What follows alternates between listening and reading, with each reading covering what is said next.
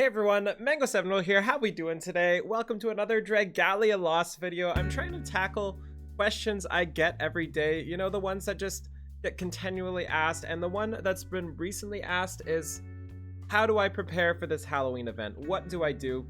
What should I be farming? Well, first off, I just want to say I don't think this event is going to be anywhere near as intense as the last event. I think it's going to be kind of a chill event, and it's not going to be too difficult. I could be entirely wrong there, but I definitely think it's going to be more of a time spent than investment spent, if that makes sense.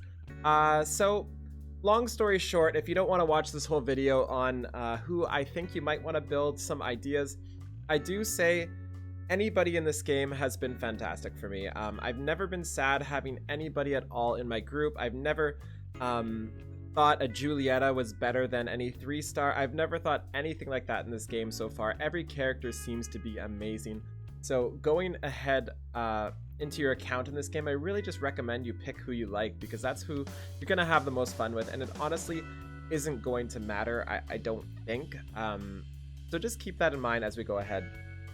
So the number one thing you can do right now to prepare for this event, at least from the information we know, is save your resources. Don't commit yet. There is no reason to commit at all on a character, on your mana, on your rupees, on anything at all until the event hits and we know what's going on. I do recommend, if you want to get a head start, to be leveling up your light buildings. I forget what they're called. Light tower, light somethings. You know what light altar, there we go. I really recommend you should be leveling those up. Make sure they're at a respectable place.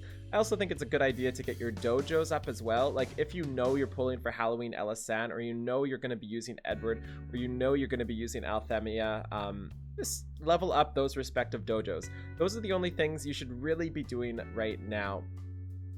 Actively spending your resources on are those altars and dojos and all those other things. I do recommend farming as much mana as you can, which is just passive. Just don't spend your mana until we know what's going on. Same thing with rubies. There's no reason to spend them. And if you want to actively farm something, it's kind of a little too late, to be honest. Like, you should have been farming the light dungeon when it was out, which was 3 days ago, I think, and just get a ton of light orbs ready. Just prepped for whatever character you want to invest in. Another thing you could be farming is the Light Jupiter Dragon, the 9k version if you can make it, but the 7k works too as well if you can't. And just prep a bunch of those scales, because you're going to need a bunch of those if you're building any unit. The long and the short of it is you just need to have resources available, so when it hits 11, figure out what you want to do. You do some summons, you can invest everything into that character, level them up to 60, 70, 80, whatever you want, and then just get right into the event. You don't want to hit the event and be like, well, crap, I didn't farm any light orbs, now what? That's just a terrible feeling, especially since I think the light orb dungeon starts something like 3 days after the event, so people are really screwed who didn't preemptively farm. By the way, you should always preemptively farm a ton of light orbs and similar things, because they are used for your mines as well, also for your Halidome upgrades, so just keep that in mind.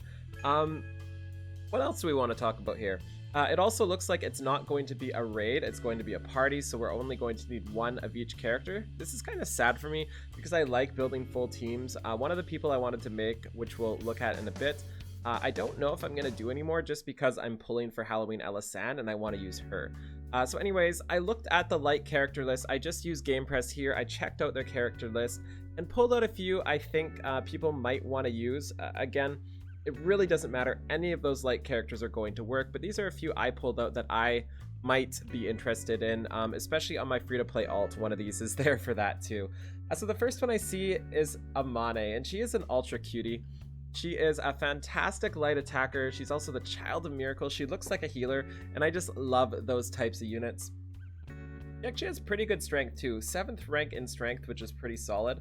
Her attacks are cool too. She deals a light damage to the target and nearby enemies, so she's got a ranged AoE. There's a big difference between just a regular AoE like Lily's second skill and this one, because it's so much better here, because you can stay at far range and still get the attack and the AoE in without losing your auto attack DPS. She also has this cool one here, which just increases the user's strength by 15 seconds, 15% for 10 seconds. Stuff like this is really good for burn phases, so even though it's not a second attack, it is still really solid. She also has skill prep, which a lot of people have. First First respect? First resistance, of course, is what I was trying to say. We had a long stream yesterday. Give me a break today. Skill damage, and the most important one, I think, is the Broken Punisher. 20% increased damage during break state, which I think is fantastic, especially, again, for those burn phases. So with Amane, you can imagine you're just going to be nuking the crap out of everything. You can see that break is about to happen. Right before break pops, you're going to want to pop your Hallowed Rainments and just go to town on them with that increased break damage. I do think she's a fantastic choice, and you're never going to be sad for this either. Also, one thing to note, you don't need to make these characters 5 stars, just bringing them to 4 star and some mana circle investment is probably good enough. Again, we don't know yet, but I have to imagine that's fine. So really, if you have an Amane pulled, it doesn't take too much investment in her. Mana is one of those things that we're having a hard time with now, but in the future, it's going to be super fine, and we'll have so much mana we won't know what to do with it, I think. So yeah, you're not really going to regret building her. Next up that a lot of people have been making is Reo Zijn. Now he's obviously somebody I am never going to make, Mr. Grandpa here. He's got rank 4 of 68 in HP, which is kind of cool and really goes with his skill set. He also has an entire team defense buff by 25%, and that might seem kind of useless, to be honest, right now, but I think that's something in the future, as we get harder battles, that's going to be amazing. Popping that right before an AoE hit, keeping everybody alive, I think that's a fantastic support ability, and the further we get into this game, the more important that's going to be.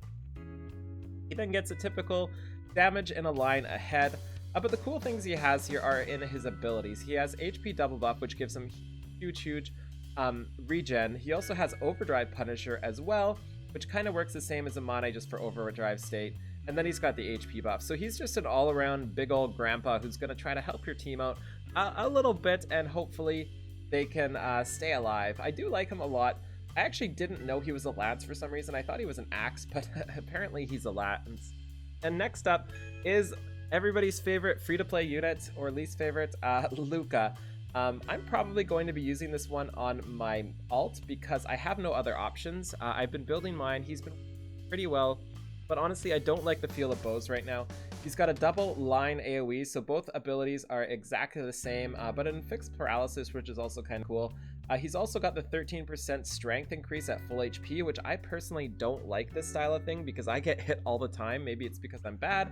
And he's got double resistance too, which is just not a good thing. So I'm not too stoked about Luca's abilities, to be entirely honest, but some people just don't have a choice, and if you don't have a choice, he's still going to work just fine. And like I said before, if you like a character, don't feel bad about investing in.